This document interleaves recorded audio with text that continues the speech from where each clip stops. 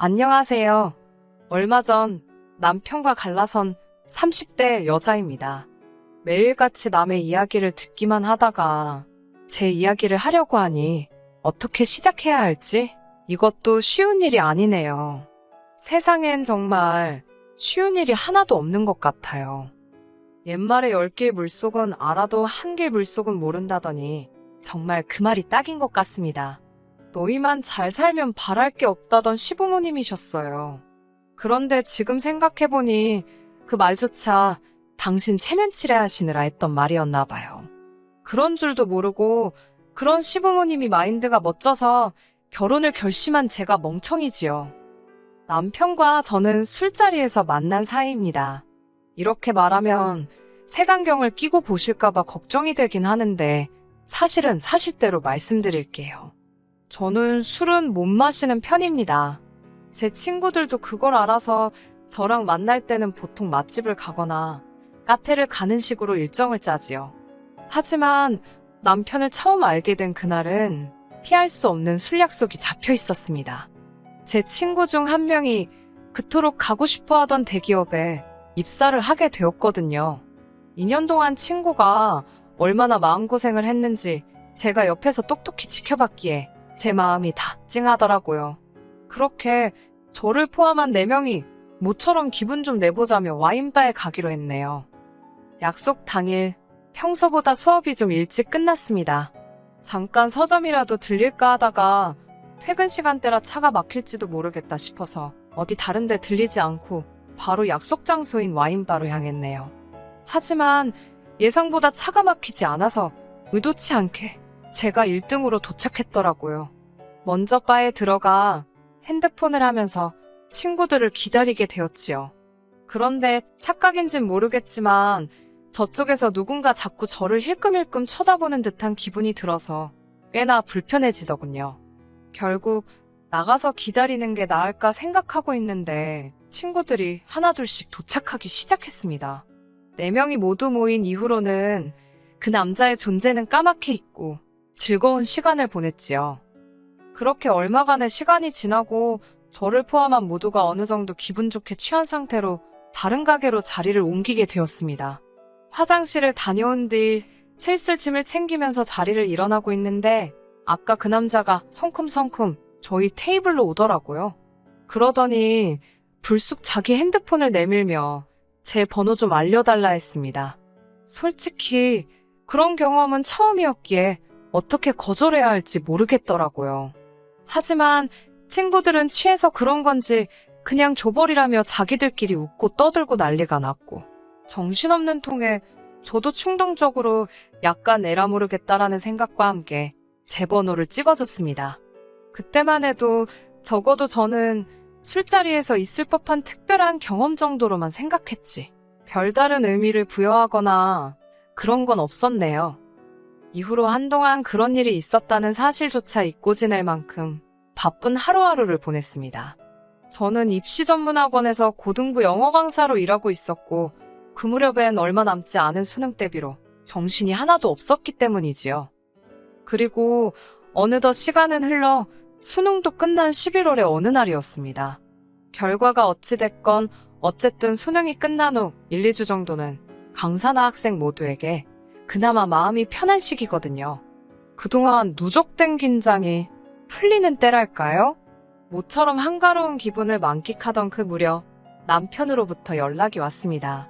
진작에 연락하고 싶었는데 고등학생들 영어를 가르친다고 이야기했던 걸 기억하고 있었답니다.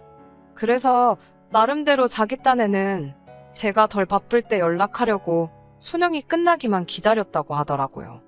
솔직히 갑작스러운 연락이 당황스럽기도 했지만 절 더 당황하게 만든 건 남편의 섬세함이었습니다. 뭐랄까, 남편이 저를 쉽게 보거나 한번 찔러볼 요량으로 연락한 건 아니라는 느낌을 받았지요. 그 연락을 계기로 며칠 뒤 저는 남편과 점심 식사를 하게 되었습니다. 어두운 와인바에서 봤던 제 기억 속의 이미지와는 뭔가 다른 분위기였어요. 그때는 뭔가 자신만만한 태도였던 것 같은데 막상 다시 만나보니 쑥스러움을 타는 것도 같았고 잘생긴 얼굴은 아니었지만 호감 가는 인상이었달까요? 이후로 저희는 식사를 핑계로, 커피를 핑계로 몇 차례 더 만남을 가졌습니다. 그리고 얼마 지나지 않아 진지한 관계가 되었고요. 저는 스타 강사는 아니었어도 몇 년간 벌어들인 돈을 기준으로 대략 세후 월 600 이상 벌고 있었습니다. 저는 학원 근처 오피스텔에서 혼자 자취 생활을 하고 있었는데 이 오피스텔은 제 소유였고 지역이 경기이긴 했지만 제 명의로 된 작은 아파트도 한 채 가지고 있었지요. 이 외에도 주식이라던가 적금 등 또래에 비해서는 비교적 경제적으로 여유가 있는 상황이었어요. 남편의 경우 중소기업을 다니고 있었지만 복지나 연봉 등 처우가 꽤나 좋은 곳이라 했습니다. 특히나 소위 나랏일에 수주를 많이 받는 회사라서 잘릴 일은 없다고 하더라고요. 하지만 결혼 준비를 하면서 좀 더 자세한 이야기를 듣게 되었네요. 남편은 공식적으로는 하루에 8시간을 일하는 걸로 되어 있었지만 돈 못 받는 야근을 걸핏하면 했으니 아무리 대충 계산해도 하루에 최소한 한두 시간은 무료 봉사를 하고 있는 셈이었어요. 연봉은 4천 정도였는데 이것도 세금부터 시작해 차 떼고 포 떼고 하면 뭐 실수령은 한 달에 300도 안 되더라니까요. 시댁의 상황도 그렇게 좋기만 한 것은 아니었습니다.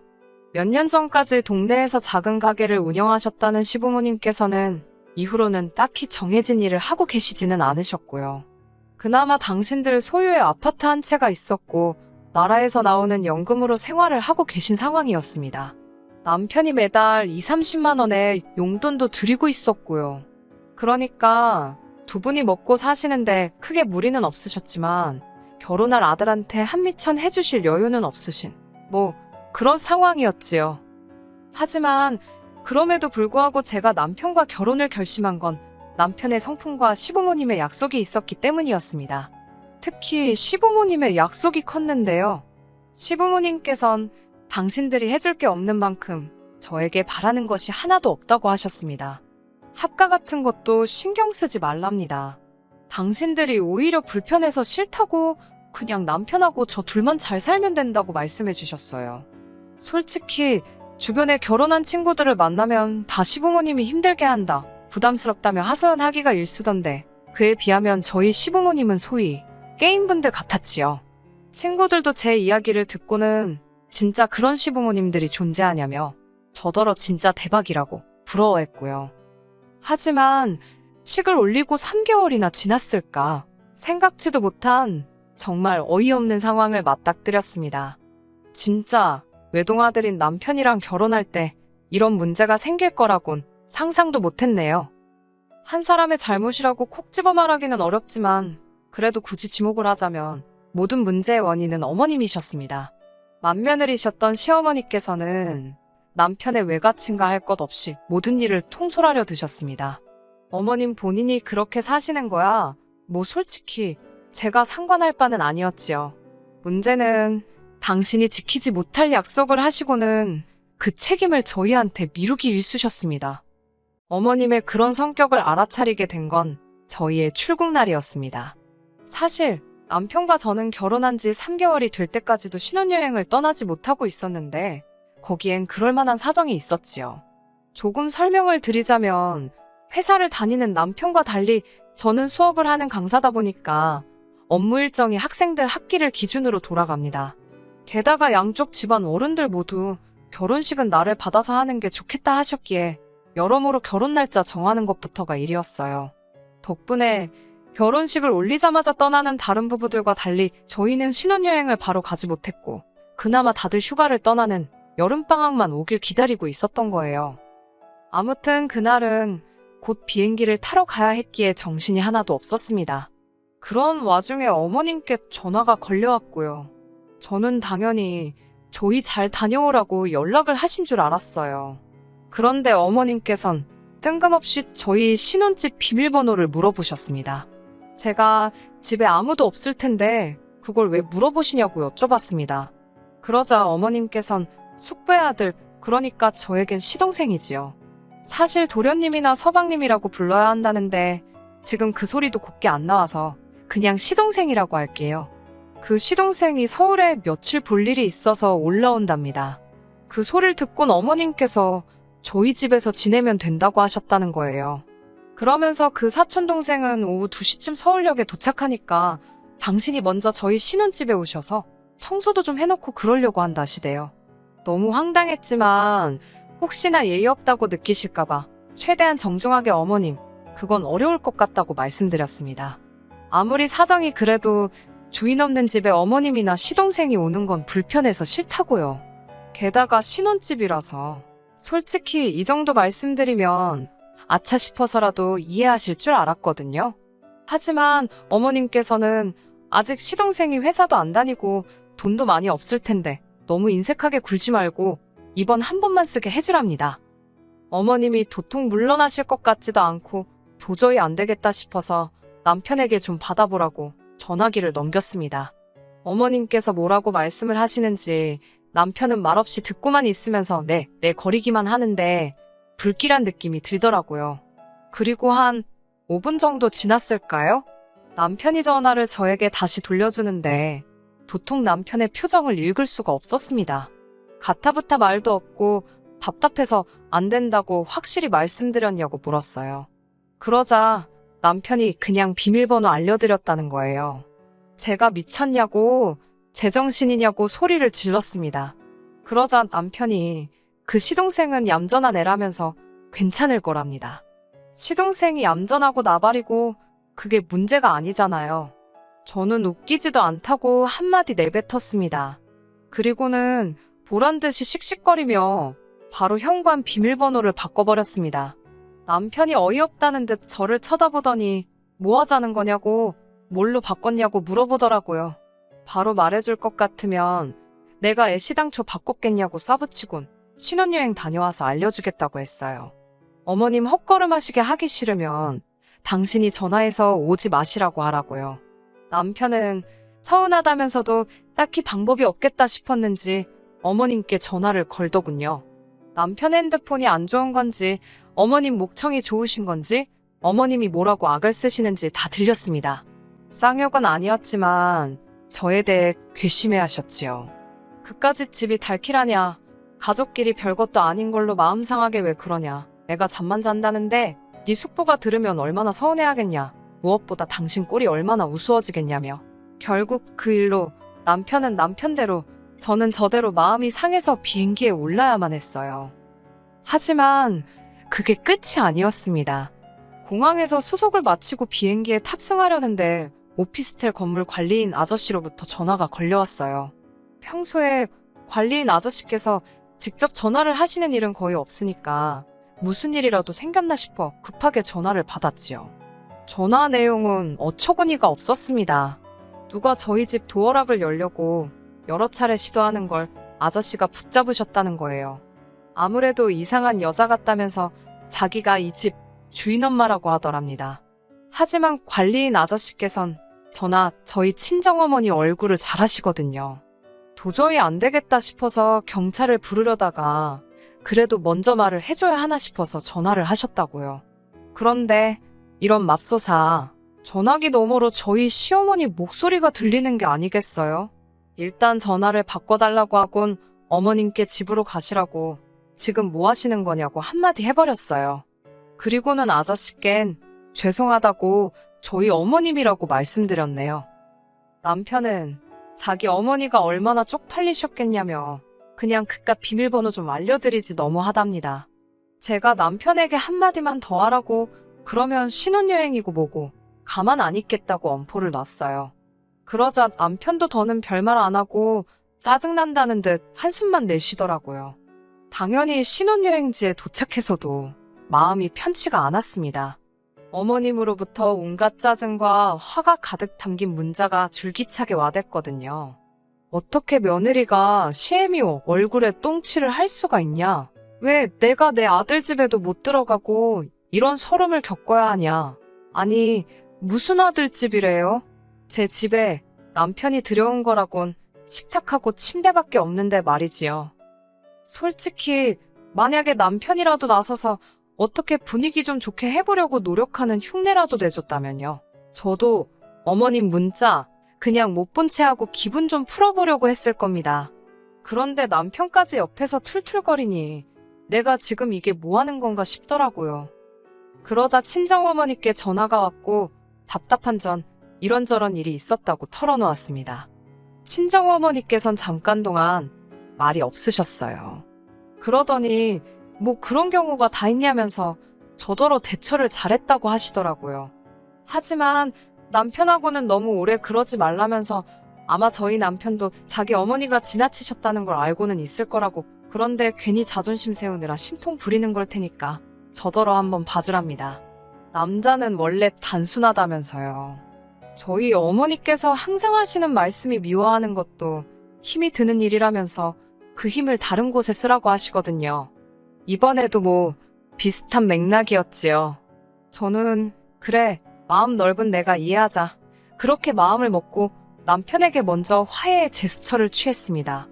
그래, 남편은 아들 입장에서 어떻게 해야 할지 몰랐을 거야 라고 스스로를 이해시키려고 노력했지요.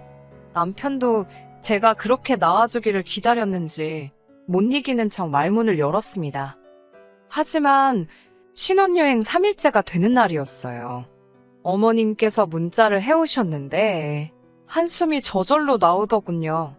무슨 말 같지도 않은 선물 목록을 적어 보내신 거예요.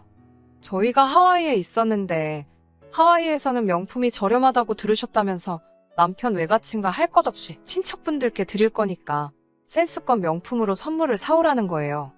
사촌동생들은 성별에 맞춰서 지갑이나 운동화, 그리고 어른들은 성별에 맞춰 넥타이와 스카프라나. 그 인원수가 자그만치 14명이었습니다. 황당해서 남편에게 어머님이 지금 이렇게 보내셨다며 어머님이 지금 무슨 생각을 하고 계신지 모르겠다 했습니다. 그러자 남편이 말하기를 사실 어머님께서 자기가 결혼할 때 며느리 될 애한테 이 정도는 받으실 거라며 미리 친척들한테 자랑을 해두셨더랍니다. 그런데 제가 집을 해가니까 예단을 안 해간다고 해서 어머님이 많이 당황하셨다는 거예요. 아들 장가 가는데 돈 한 푼 안 보태주셨으면서 어떻게 그런 허풍을 치셨지라고 혼잣말처럼 중얼거리니 남편이 저더러 너도 솔직히 빈손으로 시집 오지 않았냐입니다. 집도 원래 네가 살던 집이지 자기 때문에 산 거 아니지 않냐고요. 차도 제가 원래 타던 차지 자기를 위해서 뽑은 것도 아닌데 솔직히 자기랑 결혼하다고 해서 새로 장만한 게 없는데 왜 예단을 생략해야 하는 건지 남자인 자기가 봐도 이해가 안 된다나요? 그러면서 어머님 입장에선 아들이라곤 자기 하나뿐인데 며느리가 예단도 안 해오니 얼마나 창피하셨겠냐입니다. 이참에 어머님 기도 살려드리고 예단 가지고 뒷말 안 나오게 사오라는 대로 쫙 사가재요. 그리고 어머님 백도 하나 사잡니다. 백, 어이가 없었지만 이유나 들어보자 싶어서 물으니 신혼여행 오기 전에 제가 어머님 가슴에 대못을 박지 않았냐며 용서를 구해야 할 것 아니냐고요. 여기까지 듣고 나니까 진짜 거지근성이 이런 건가 싶더군요. 전 아무런 대꾸도 하지 않았습니다. 그리곤 어머님이 말씀하신 명품 매장에 가서 보란듯이 백 2개를 샀어요. 남편이 하나는 누구 거냐고 묻길래 하나는 내 거고 하나는 우리 엄마 거라고 했죠. 그러자 남편이 실망했다는 듯이 기분 나쁜 표정을 하곤 자기 엄마 건 안 사냐입니다. 그래서 네 돈으로 사라고 했어요. 친척들 선물도 네 돈으로 사라고 난 뒷말 나와도 상관없다고 했습니다. 남편이 상관없다고 되묻길래 어차피 이제 남들 건데 날 씹던지 말던지 알게 뭐냐고 그랬지요. 남편이 정색을 하면서 그게 무슨 소리냐길래 한국 도착하는 대로 내 집에서 나가라고 했습니다. 그 잘난 식탁하고 침대 가지고 가라고 원하면 돈으로 줄 테니까 꺼지라고 했어요. 그리고선 바로 택시 타고 숙소로 돌아와 짐 쌌습니다. 제 비행기표만 바로 다음 날로 변경한 뒤에 남편에게 말도 안 하고 한국으로 와버렸지요. 오자마자 그 인간 짐 싸서 시댁으로 보냈고요.